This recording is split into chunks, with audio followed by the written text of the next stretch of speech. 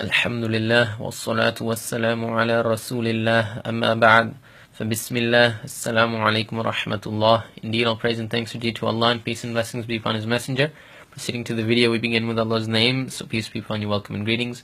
We're going to cover into some new videos, inshallah, about understanding Salah and reciting or saying their pronunciation, the pronunciation of everything you say in a little more professional manner, inshallah, meaning by professional meaning that it's correct by makharij, by articulation.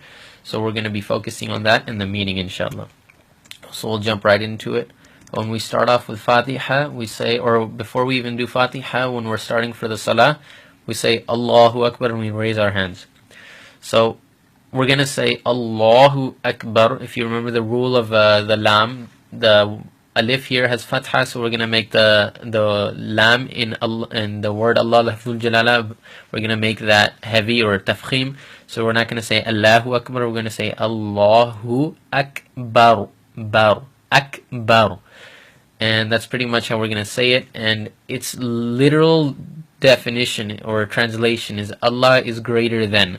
Akbar is a comparative word that means you're comparing something. So when you say Allahu Akbar, you're saying Allah is greater than, and then you stop right there. That is a form of, the form of it is to make you think about it, really. And that's just the beauty of the language in and of itself. So Allahu Akbar, generally translated as Allah is the greatest.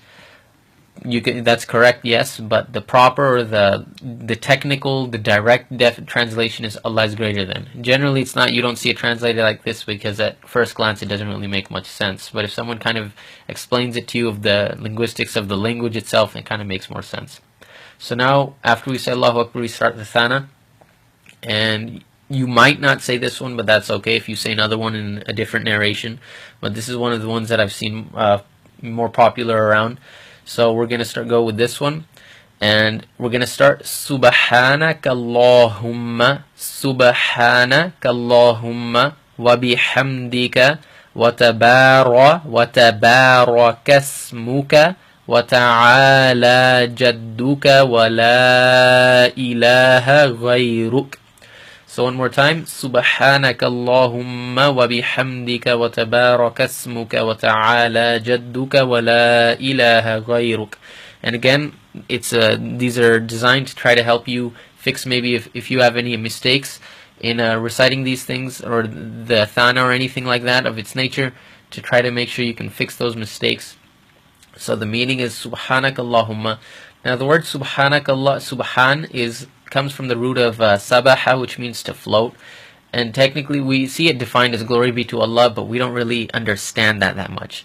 So subhan, literally what it would mean is, when we take into our mind the root of it, it means that Allah subhanahu wa ta'ala is above everything, even in our logic or comprehension. We cannot even understand Allah subhanahu wa ta'ala. That's why we say subhanahu wa ta'ala, Allah is free from imperfection, we cannot understand Him. So this is what Subhan means. So we're declaring Allah's greatness and His status way above us, and even in comprehension we cannot come to fathom, we cannot understand. So that's why we say Subhanallah. So now we say Subhanaka Allahumma.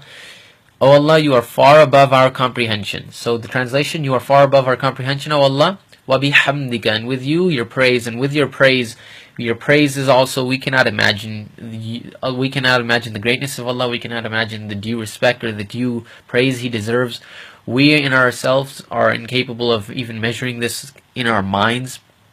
So we say Subhanaka Allahumma wa bihamdika, with your praise, wa tabarakasmuka, and blessed is your name, wa tabarakasmuka, your name is blessed, wa ta'ala jadduka, and your majesty, your magistrate, you're exalted, it's exalted. So exalted is your magistrate, wa la ilaha, and there's nothing worthy of worship, there's no God, ghayru, other than ka, ghayruka, other than you. So we're going to stop there, and we say at that tha, so we're going to drop the fatha on the kaf and say ghayruk. So, and there's no God other than you. And this is showing connection, because the root of salah is sila, which means to connect. So that's essentially what we're trying to do. So one more time, Subhanaka Allahumma wa bihamdika wa tabarakasmuka wa ta'ala jadduka wa la ilaha ghayruk. You are far above our comprehension, O Allah, with your praise, and blessed is your name, and exalted is your majesty, and there is no God other than you. There is nothing worthy of worship other than you. So in the next video, inshallah, we'll cover a little bit more in Salah, inshallah. Wassalamu alaikum wa rahmatullah.